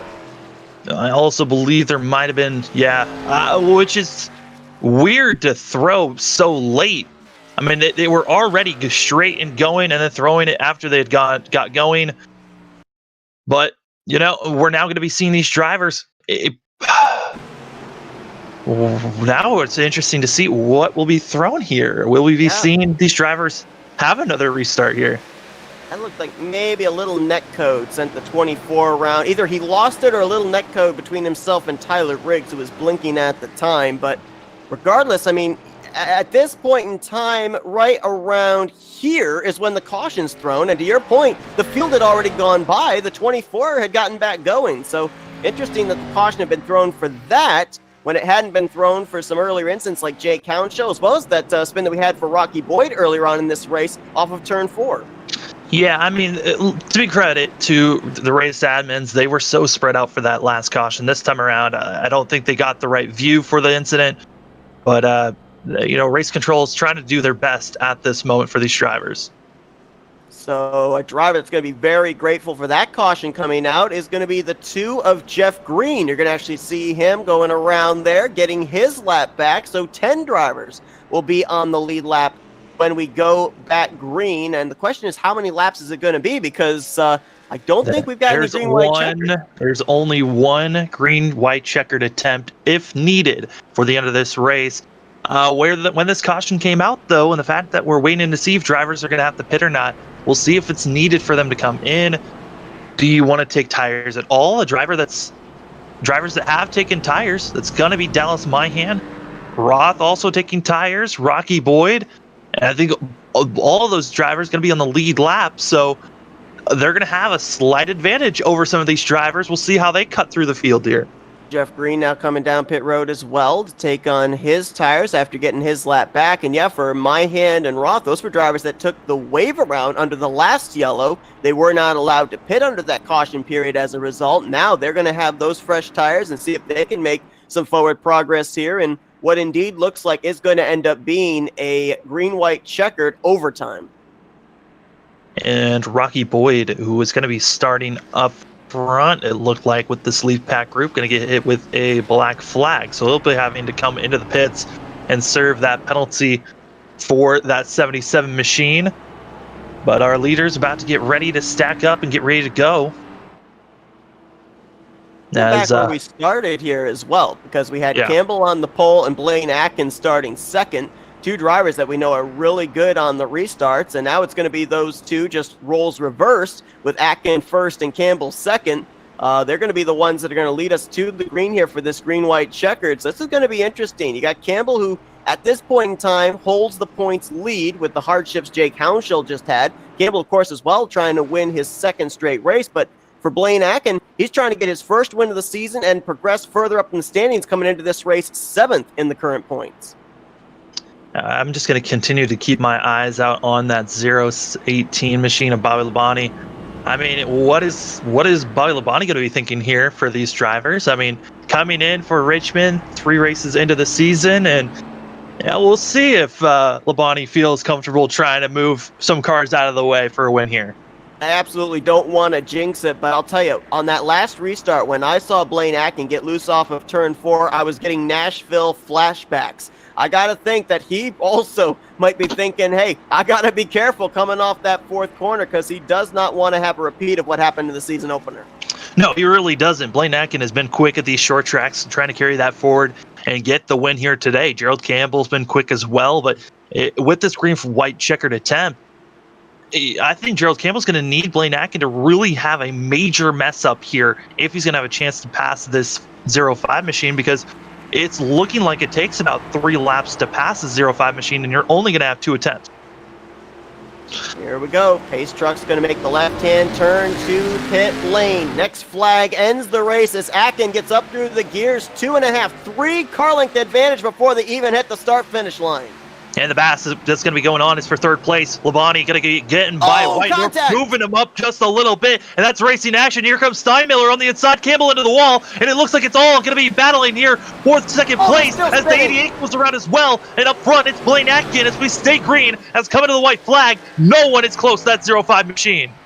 Was into the wall on the inside of the back straightaway. Johnson into the wall up in turn 3, but Atkins has taken the white flag. He's got about 1.5 seconds back to guess who? Hank Steinmiller, now in the runner-up spot as Blaine Atkins through 3 and 4 going to try and make sure that rear end stays under him. He gets some Nashville redemption, winning here tonight at Richmond.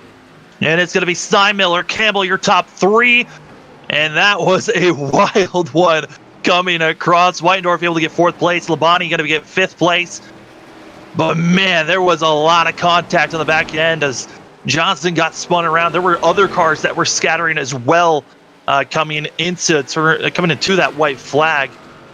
And man, there was a lot of issues that came in there with a lot of different drivers. Yeah, there were a number of drivers that were spinning there, coming to the white flag. The good news for the two drivers that I saw, James Roth and Kyle Johnson, is the fact that we only had 9 drivers on the lead lap, and so they were going to finish no worse than 9th place. Roth was able to still limp it across in 7th, and Johnson was still able to finish in 8th. So even though they didn't make it back to the start-finish line in one piece, they're both still, despite their wrecks there at 2 to go, going to come away with top 10 finishes. Yeah, and looking at the drivers that were coming to the white flag, you had the Kyle Johnson incident, and then behind them, you've also had the 4 of Roth going around, and then also coming out of 4, Rocky Boyd trying to avoid Kyle Johnson, got himself drifting around 3 and 4, and once he officially spun around, he had contact with a lot of other machines of Owens, as well as with Tyler Riggs, and just Shane Lake involved as well. It was a scattering at the end of this race, but Blaine Atkin doing exactly what he needed to do. Keep that back end straight and just keep chugging along and let everyone else make the contact. I want to go back as well and take a look if maybe there was some contact between John Whitendorf and Bobby Labonte coming back to the checkered flag, because remember we saw the two of them get together over in turn 1 on the first lap of that green-white checkered. Want to see if maybe there was a little bit of door rubbing there coming to the start-finish line as well, because I saw Labonte drop back from the 4th position back to 5th place coming to the start-finish line. Yeah, I mean, there was so much scattering up front. I mean, what started up for the top, really from second on back, is Campbell got into the wall, which jacked everyone up close to one another, and then really it was just free game to see where drivers were going to go at the end there. A wild race for sure for these drivers, as we're getting drivers set up here for interviews, as we also continue to look down the see where the results were for this race. That was a wild ending for sure.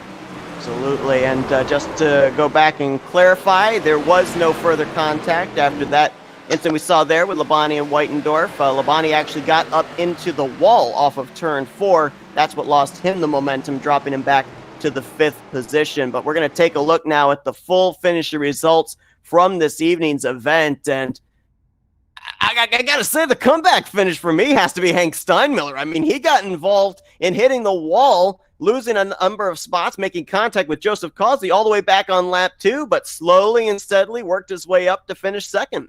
Yeah, I mean, he went from practically back in like 7th, 6th place on that restart, all the way up to 2nd place after everyone shuffling and being backed up after the Campbell into the wall.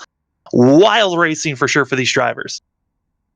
And with the victory, Campbell will be taking the points lead now with a 3rd place run. John Whitendorf finishes 4th. Bobby Labonte completing the top 5. Dallas Myhand, he'll at least keep Gerald Campbell close for that points lead. This might very well move him up to 2nd in the points heading into next week. James Ross will finish in 7th. Kyle Johnson 8th, and Jeff Green, who was the recipient of the free pass under the last caution, he'll bring it home in the 9th position. Bo Brady, good run here. We talked about in qualifying how this 20 car needed a good run after the hardships of the first 2 weeks. He's going to finish in 10th, 11th for Jordan Owens, Rocky Boyd in 12th. Then you go further on down, and these are drivers that either had to deal with pit road issues, had to deal with crash damage earlier on that lap 2 incident from 13th on down. Yeah, a lot of cars that were hoping for better days out here. I mean, Christopher Morris Jr., he was a driver that wanted better days, and then Jake Hounshell as well, as when they made their contact for that incident. And, you know, it's just one of those things of, you know, sometimes you just run out of luck at the end of these races. Yeah, definitely. Richmond playing a huge factor in a point shakeup with those two drivers you just talked about, Christopher Morse Jr. and Jake Hounshell finishing back where they did. Hounshell's going to lose the points lead, and Morse Jr., who was trying to close up a 40-point gap, 5th in the standings, this may drop him outside of the top 5, especially with a couple of drivers behind him like Blaine Atkin and Jeff Green, as well as Hank Steinmiller, having good points days here tonight. Let's see if we can get some interviews with some of our top 3 finishers. I believe we have Gerald Campbell, our 3rd place finisher, on standby, so let's talk with him.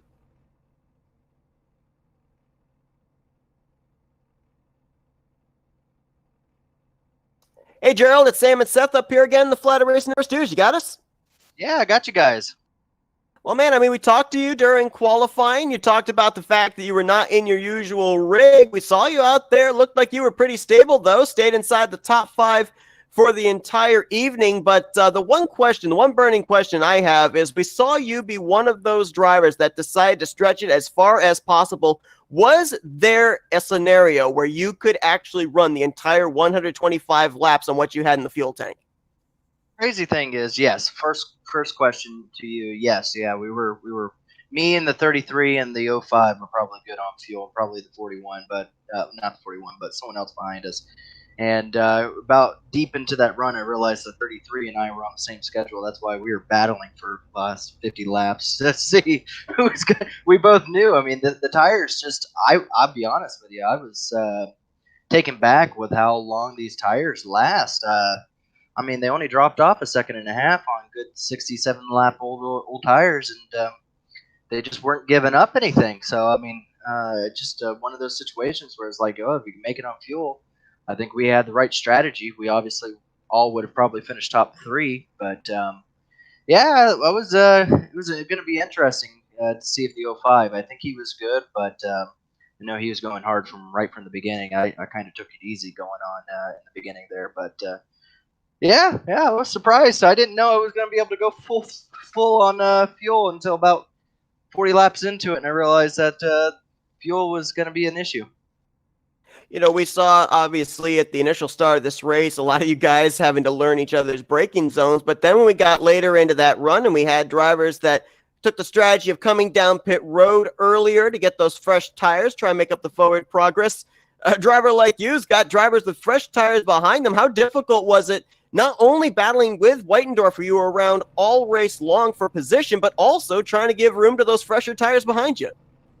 Everyone was really, really gentle, at least with us and everything, with taking their time getting around, because I know when we were battling side by side, we blocked the track. So they did a good job just, getting around us eventually once we got back out the straight, once we were done battling as many times as we did. But yeah, to your point, it was different braking zones, different gassing zones, not knowing who had new tires, who didn't. And then I don't know if you guys picked up on this, but I found out at the end that shifting was the thing, and people were downshifting and upshifting on older tires, and it was a big game changer. I realized that really late into the run, and unfortunately, I think the 05 was really far out there with that strategy of upshifting and downshifting, and that just threw a whole nother monkey wrench into it. Is when you're downshifting and upshifting with people around you with new tires. So, yeah, I mean, it was a mixed bag of everything going on. And to do that with a rig that I'm not used to, and a screen that I'm not used to, or anything like that, nothing is exactly the way I've had it for years.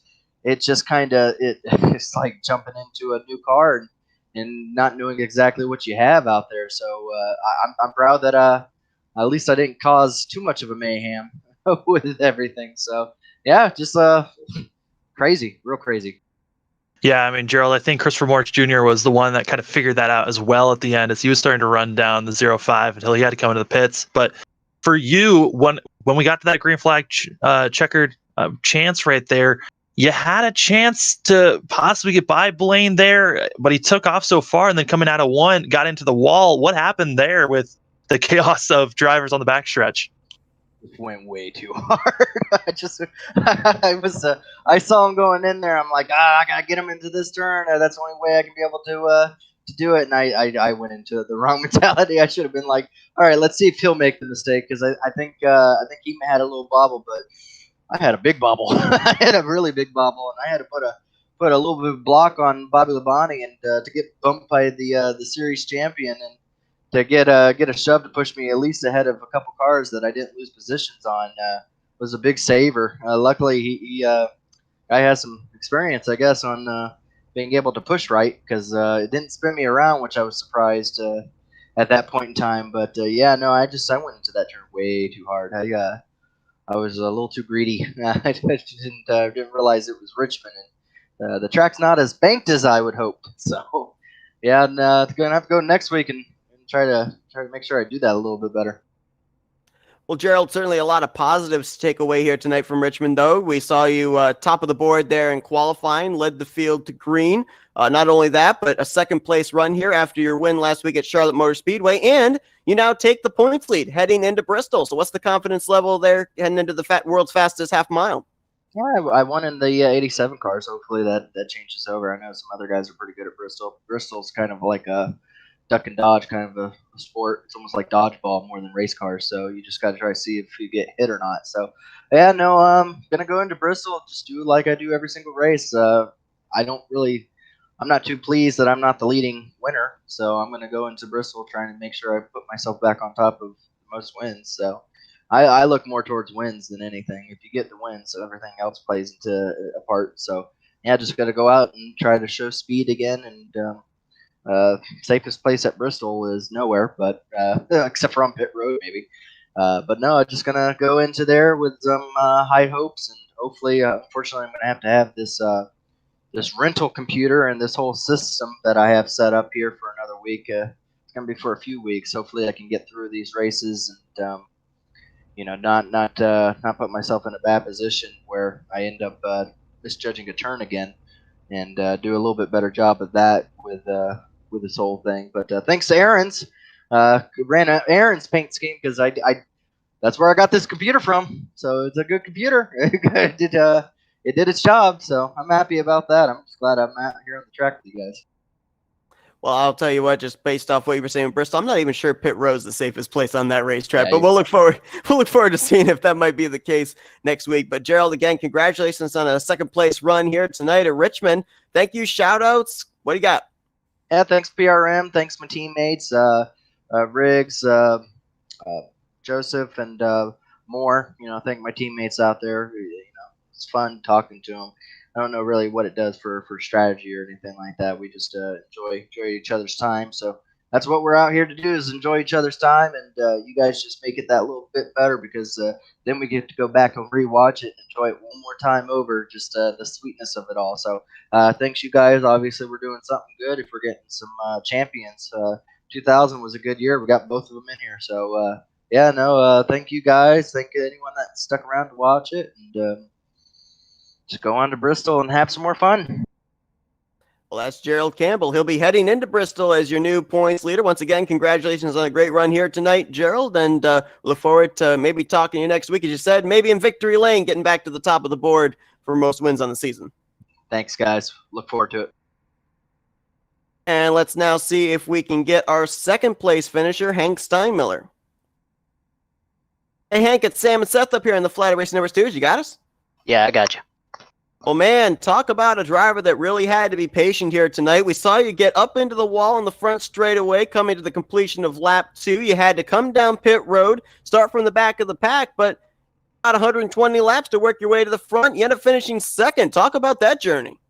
Yeah, that was probably the most patient I've ever been in a race car. I did not mean to run into wall 1, obviously, but I really feel bad for Joseph and apologize to him. That thing just popped off the wall and hit him, so he got the worst end of it. I think I only had about a minute of repairs there, and thought we were sitting pretty good. I decided that we were just gonna run it out until the tire blew, and I don't think we ever were gonna blow a tire, but cautions worked out in our favor, and that last lap kind of everyone got jumbled up and we took advantage of it.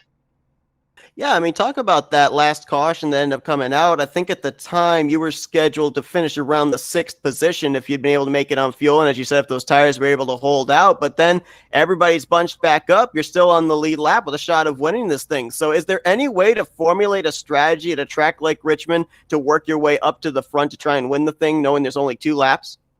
Not really. You're going to have to hope for chaos with the front 2. They would have had to go in there side by side to really have any sort of shot from that second or third row. Maybe the guy starting third on that, or the second position on the bottom row, third normally, he might have a shot if those 2 get in it. But from where we were sitting, it was just trying to hold on to a top 5, not let anyone behind us get by us. Because I think we were down a little bit on straight line speed. It did seem like that going through the run, but we could roll the center very, very well.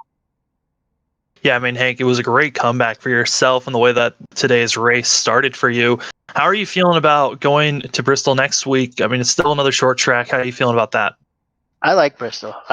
Bristol's probably one of my better tracks. For some reason, it's Bristol and the big tracks. I like those super speedways. I know we don't have any of those around here, or in this league, but those were where I really ran well, especially in the '87 series. I think I finished runner-up Bristol and the Talladega and Daytona, maybe, or at least in the top three. But Bristol, I'm pretty confident in, but I know that there's a lot of good drivers in here, so it's going to be tough to get past them. I don't know setup wise if we'll be able to use the bottom much at all. It's kind of, I mean, you got that train on the top line going, and trying to use the bottom doesn't work a lot. So that's going to be interesting to see how everyone reacts with that.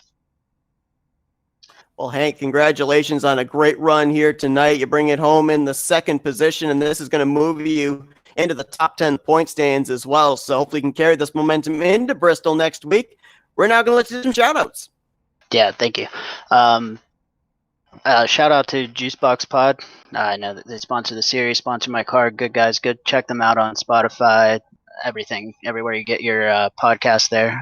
Sports Shift Media, they'll be the sponsor of the race next week. Check them out at sportshiftmedia.com. And Voice of Morgantown, or Voice of Motown, they do a lot of West Virginia sports there for basketball and football especially. So check those guys out, and thank you guys for putting on the broadcast. You guys do an awesome job. I hope to talk to you guys more often. Well, that's Hank Steinmiller, brings it home P2 here this evening at Richmond. Once again, congratulations on a great run. And yeah, hopefully we'll talk to you at Bristol next week. Maybe you can go for back-to-back podium finishes at the short tracks. Yeah, let's see you guys next week. Thank you. And let's now see if we can get a word with our race winner down in victory lane, getting that Nashville redemption, Blaine Atkin. Hey, Blaine, it's Sam and Seth up here in the Flatout Racing Network Studios. You got us? Yes, sir, I do. Well, I mean, man, talk about a dominating performance here tonight. You got to the front early on in this race, never looked back. That car was on rails, but was there any point of this racetrack that you were struggling? Toward the longer runs, it started getting a little bit tighter through the center, but I mean, it was rolling either way, and I was just making sure I was saving my equipment. You know, obviously we saw on that long run, you were having to start dealing with traffic, and it seemed like the further up the running order you got, trying to put cars a lap down, the less space they were giving you. How difficult was it making your way through traffic here, especially as those tires were wearing down and your braking zones had to come out a little bit earlier? Well, like you said, lapping cars is probably the hardest part tonight, especially when you started getting up toward the front, because them guys don't want to go lap down because they know they're quick, and they just try to keep on the lead lap the whole time. Yeah, Blaine, I mean, this race looked like more of a redemption for you based off of Nashville and the way that ended for you. How does this feel now, getting a win finally under your belt this season and trying to carry that momentum forward? Well, it's going to be a whole lot easier because I got my momentum up now, and I think I can do a whole lot better next week. And, I mean, I think Nashville was just on my fault. I mean, I just lost it coming out of turn 4 there, and we ran the week previously in real life there, so it's pretty dang cool running it on here.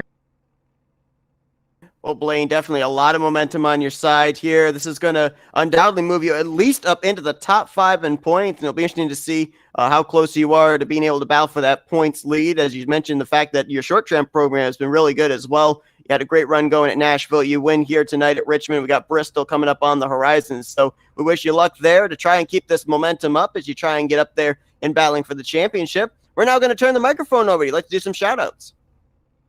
Yeah, I want to thank SP Carburetors for what they do in real life. I want to thank Smart Way Racing and Randy for helping me get into this event. And I want to thank my dad, Greg, Steve, Kevin, and Doug for all helping me out in real life, and for Chris putting this league on. My grandpa, he died on September 29th, and I mean, I've been pretty much just racing for him. Well, that's Blaine Atkins. He's going to get his first win of the season here tonight for the G-Force Grand National Series. It happens in the We Love Virginia 125 at Richmond. Congratulations there, Blaine. And as we said, hopefully he can carry this momentum into Bristol next week. Yes, sir. Thank you. 125 laps there, Sam. We ended up seeing an early caution, a long green flag run that went almost about 100 laps, and then we ended up having those late race cautions leading to that doozy of an overtime green-white checkered finish. I mean, kind of what you expected out of Richmond here tonight? Yeah, I mean, the title name of We Love Virginia 125 kind of fits perfectly for 125 laps. This was enjoyable to watch. It was one of the best racing we've seen so far. A very long green flag run that I think might have surprised you. It really surprised me to see how long it was green flag racing and action all over the track. Richmond's a short track, and we saw the short track tempers here tonight. Do we see stuff like that carry over into Bristol, which is even smaller of a short track to what we were running here tonight? Well, we'll see what Bo Brady as well as Jake Hounshell, what their tempers are going to be like. I mean, it's the best track to try to get some payback on. It's short. You're going to be right inside of everyone else's faces, but if you try to make a payback move, it could hurt you in the longer run. As Gerald Campbell said to us just moments ago, at Bristol, nowhere is safe. And it'll be interesting to see, there was no fast repair for the drivers here tonight. If there's no fast repair at Bristol, boy, they don't call it the last great Coliseum for nothing. But that's going to do it for our coverage here this evening for the G-Force Grand National Series at Richmond. Blaine Atkin is your winner. 3 races, 3 different drivers have gone to victory lane so far. Sam, 127 laps it took us to get to the checker flag of this one, but an exciting one. Appreciate you joining me. It's always a blast to be up in the booth with you, Seth. We hope everybody enjoyed our coverage here this evening. We hope that you join us next Tuesday night as we're going to be bringing you race number 4 at Bristol Motor Speedway. But until then, for Samuel Dyer, I'm Seth Cole. Thanks for tuning in here tonight to another broadcast courtesy of the Flatout Racing Network.